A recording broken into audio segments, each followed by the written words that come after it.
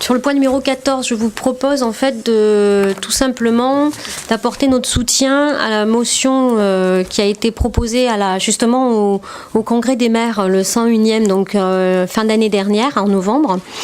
Le fil conducteur de ce 101e congrès était donc servir le citoyen et agir pour la République. Alors je vous rappelle un petit peu le contexte dans lequel ce congrès a été fait. C'est au moment où il y avait eu des postes un petit peu discriminants, on va l'appeler comme ça, je ne sais pas trop comment le dire, à part comme ça, sur Balance ton maire et tout, etc. Donc on est arrivé en congrès avec un ton un petit peu particulier, avec aussi une politique qui avait tendance à enlever l'autonomie des communes et à remettre en question en tout cas la décentralisation.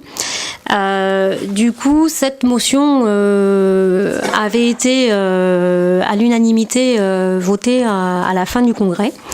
Donc pendant ces 4 jours de débat qui sont annuels, la quasi-totalité des maires des communes de France et des présidents d'intercommunalité aussi sont présents, toutes mouvances confondues. Donc c'est à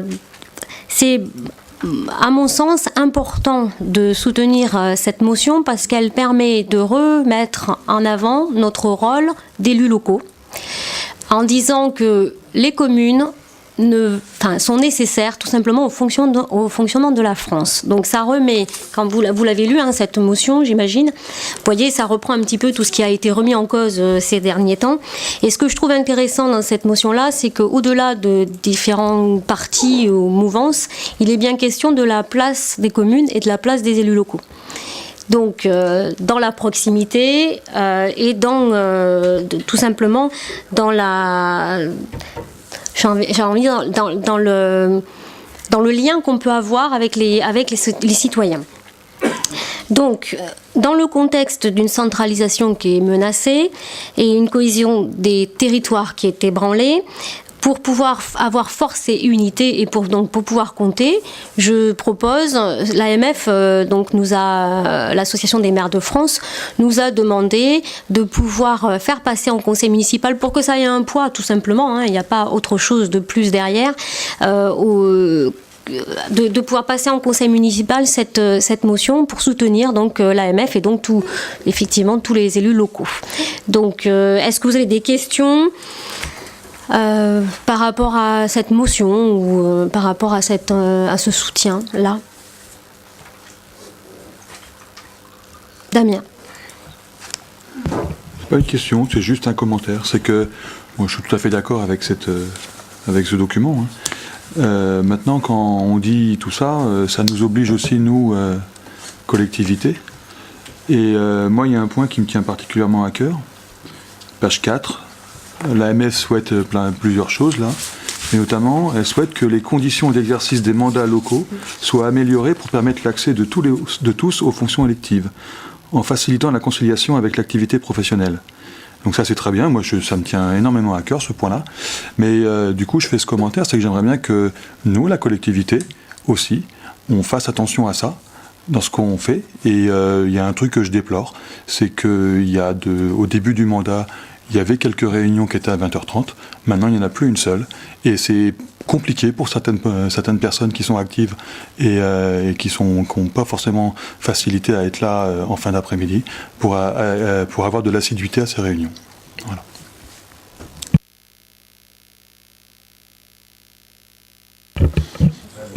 Oh, excuse-moi.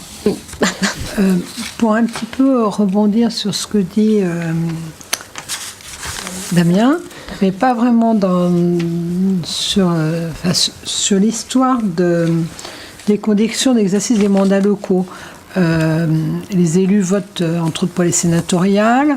Comme je dis, comme chaque année, chaque fois qu'il y a des élections sénatoriales, tout le monde a des beaux discours sur le statut de l'élu local. Et concrètement, il n'y a rien qui change depuis des années. Et ça, c'est très très pénible. Et c'est vrai qu'il y a eu une campagne de dénigrement envers les élus. Moi, je prends un simple exemple. À la Galette des Rois, j'ai discuté avec une personne de la commune. Et on parlait du grand débat, et la personne disait que l'un des sujets, c'était entre autres les indemnités des élus. Et je lui ai expliqué, parce que j'ai dit... les personnes ne se rendent pas compte du travail du maire, du travail des adjoints, en particulier dans les communes. Et je lui ai dit ce que pouvait toucher un adjoint ou un maire vis-à-vis du travail qu'il rendait et du nombre d'heures énormes qu'il devait fournir, et dans des conditions souvent très difficiles s'il a un travail par ailleurs. Et la personne a été tellement surprise de ce que je lui ai dit qu'elle ne s'attendait pas à ça, parce que beaucoup de personnes méconnaissent le rôle de l'élu local et du travail réel qu'il a, plus particulièrement quand il est en première ligne, comme le maire ou les adjoints. Et la personne m'a dit, mais il faut que tu l'écrives pour le grand débat, tout, parce que elle était très surprise de ces choses-là, et je pense qu'il y a vraiment quelque chose à faire au niveau du...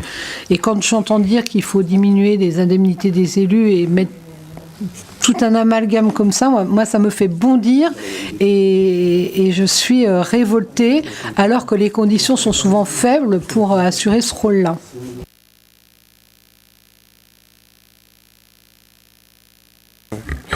Non, juste... Rebondir sur le débat. Non, juste un commentaire. Tu as dit, Christelle, sur la raison d'être aussi de cette résolution générale du 101e congrès des maires.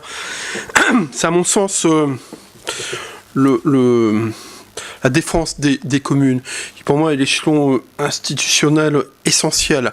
On le voit bien dans la crise actuelle. Il y a une crise que personne ne peut nier, une fracture qui s'est quand même accentuée, qui a pris la forme qu'on connaît avec la mobilisation des Gilets jaunes depuis 4 mois, qui va au-delà d'un certain périmètre social aussi. Et autant le retour qu'on a, alors, les échanges qu'on peut avoir autour de nous, c'est des critiques effectivement sur l'éloignement parfois de certains élus. Je pense aux parlementaires notamment. Mais ce qui revient le plus souvent quand même, c'est l'attachement à la proximité qu'ont les habitants avec les élus locaux. Le maire joue un rôle fondamental dans la relation avec les habitants. Il y a toute une symbolique autour, et pas seulement une symbolique, c'est lié à l'histoire aussi des communes depuis la Révolution française. Et moi je suis particulièrement attaché aussi à la défense des communes qui sont mises à mal, on l'a dit au travers de la présentation et de la discussion sur le BP, et la réduction aussi des dotations en direction de l'État qui fragilisent bien évidemment les communes dans leur action. On sait aussi qu'il y a une réflexion en cours sur une réforme institutionnelle.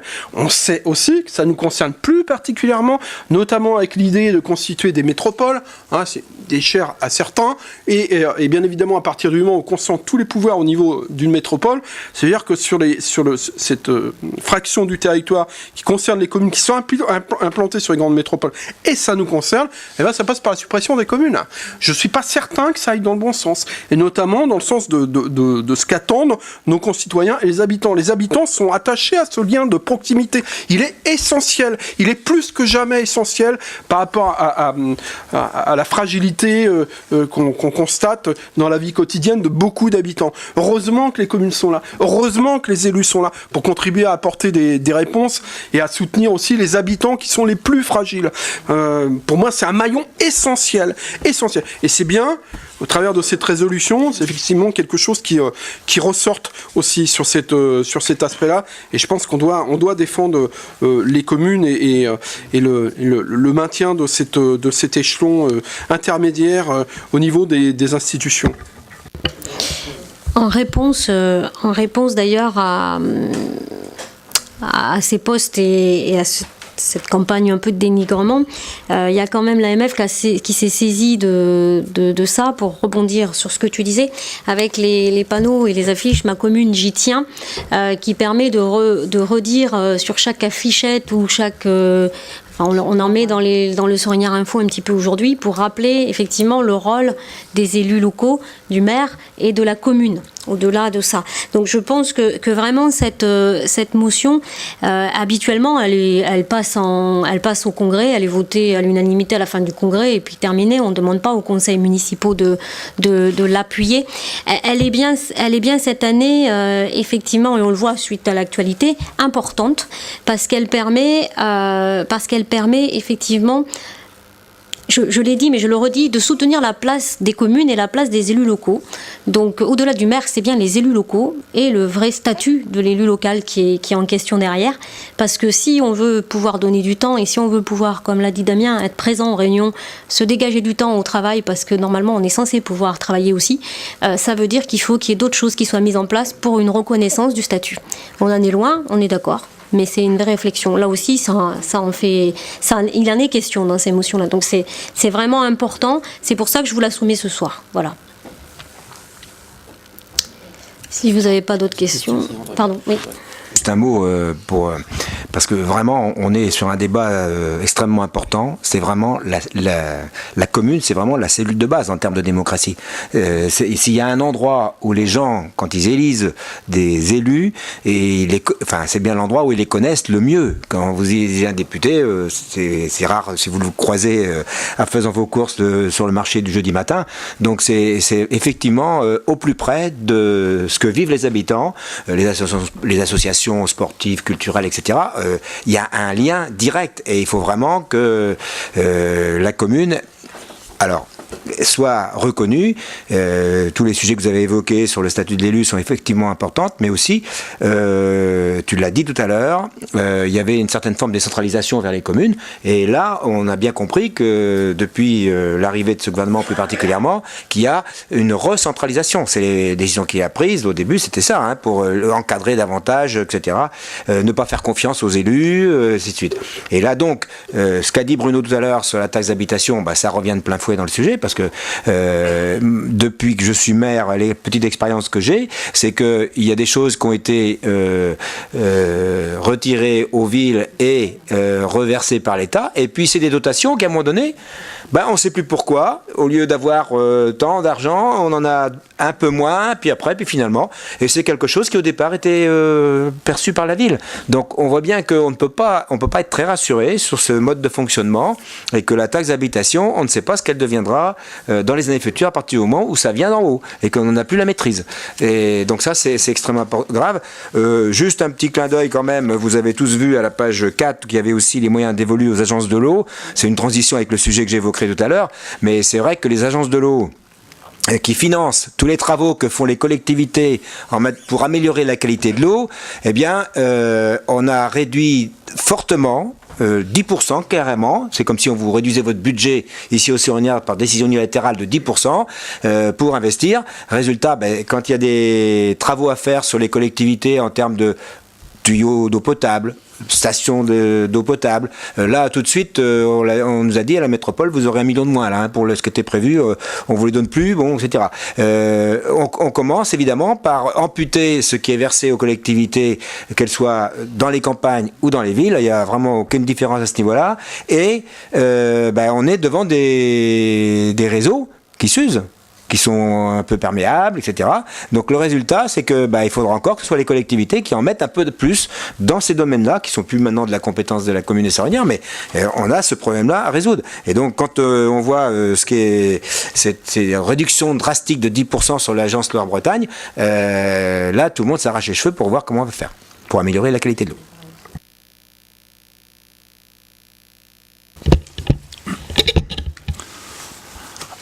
Oui, je partage les inquiétudes, bien évidemment, de l'AMF. Et pour en revenir à ce que disait Jean-Marie tout à l'heure, je partage aussi les inquiétudes quant au budget, à savoir si les dotations seraient toujours au même niveau.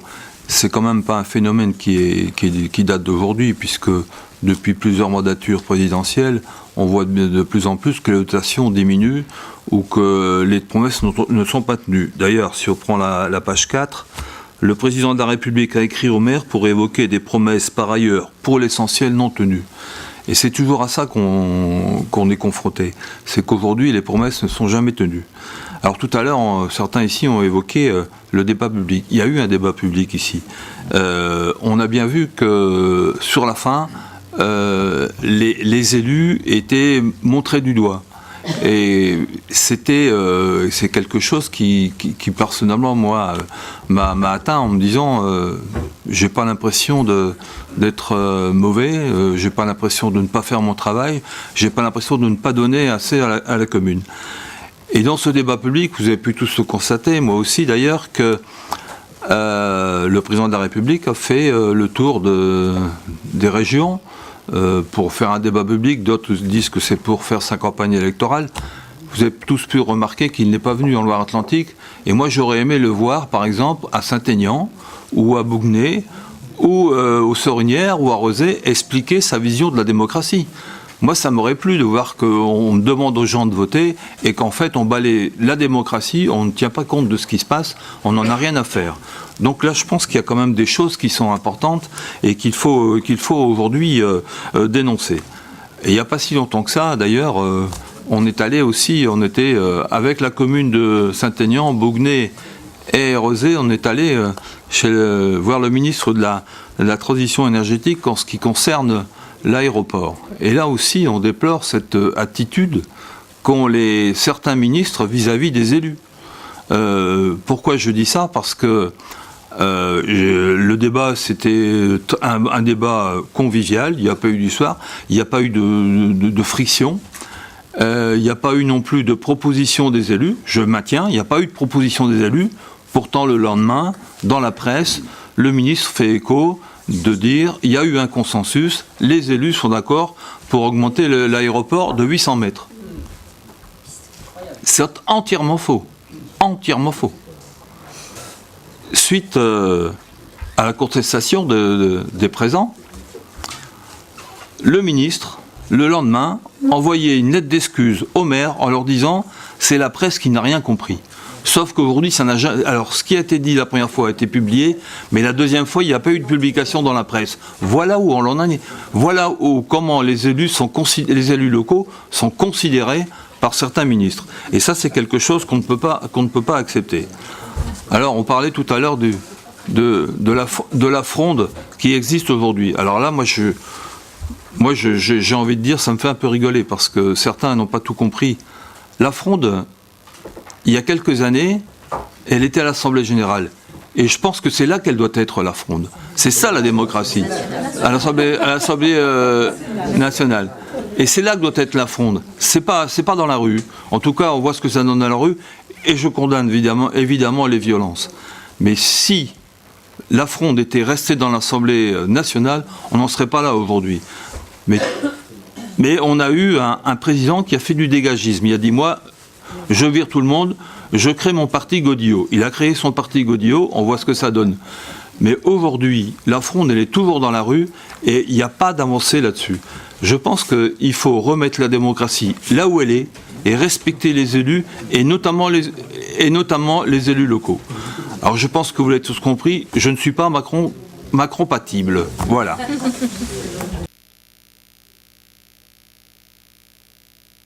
Petit commentaire par rapport à ce que disait Christian. Dans les 7 sujets là, qui doivent être au cœur d'une véritable négociation, il y en a 2 là, notamment, je pense, la place particulière de la commune et le retour à une conception non léonine et donc véritablement partenariale des contrats établis entre l'État et les collectivités. Mon cher Christian, vice-président de Nantes Métropole, il y a certains de ces sujets qui peuvent s'appliquer aussi. On pourrait écrire ce type de courrier aussi à Nantes Métropole.